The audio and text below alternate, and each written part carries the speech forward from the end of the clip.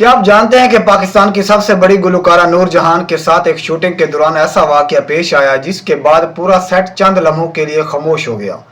सवाल यह है कि आखिर वो क्या चीज थी जिसने कैमरामैन से लेकर डायरेक्टर तक सबको खौफजदा कर दिया। आज की इस वीडियो में मैं आपको नूर जहान की जिंदगी के उस लम्हे के बारे में बताने वाला हूं जो कभी किसी इंटरव्यू में खुलकर बयान नहीं किया गया, लेकिन फिल्म इंडस्ट्री में आज तक सरगोशों की तरह गर्दिश करता है।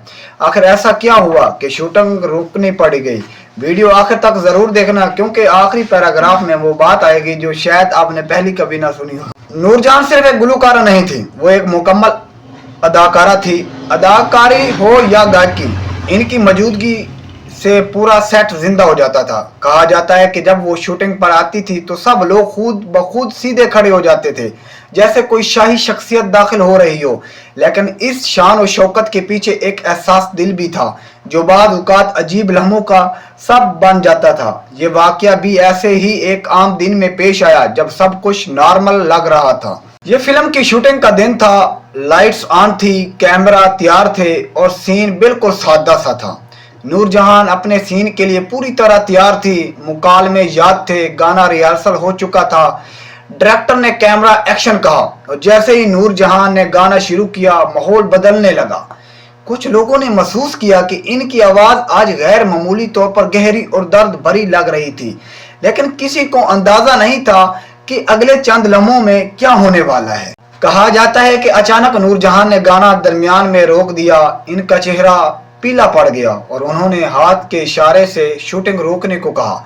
पूरा सेट खामोश हो गया। कुछ लोगों का कहना था कि उन्होंने किसी को अपने सामने देखा, जबकि वहां कोई मौजूद नहीं था। ये वो लम्हा था जिसने सबके दिल में एक अजीब सा खौफ पैदा कर दिया। शूटिंग रोकने के बाद सेट पर सरगोशियां शुरू हो गईं। किसी ने कहा नूर जहां को चक्कर आ गया, किसी ने कहा वो किसी पुरानी याद में चली गई, लेकिन चंद करीबी लोगों का कहना था कि नूर जहां ने ऐसा आवाज में कहा, यह सीन पहले भी हो चुका है। ये जुमला सुनकर लोग एक दूसरे का मुंह देखने लगे, आखिर वो क्या कहना चाह रही थी। बाद में नूर जहान ने खुद इस वाकये को ज्यादा बढ़ाया नहीं। उन्होंने कहा कि बाद औकात फनकार का दार में इतना डूब जाता है कि माजी और हाल का फर्क मिटने लगता है। लेकिन सवाल यह है कि क्या सिर्फ एक फनकार की हैसियत थी या वाकया कोई ऐसा लम्हा था जो आम इंसान महसूस नहीं कर सकता? यही सवाल आज तक फिल्म इंडस्ट्री में बहस का मौजू है।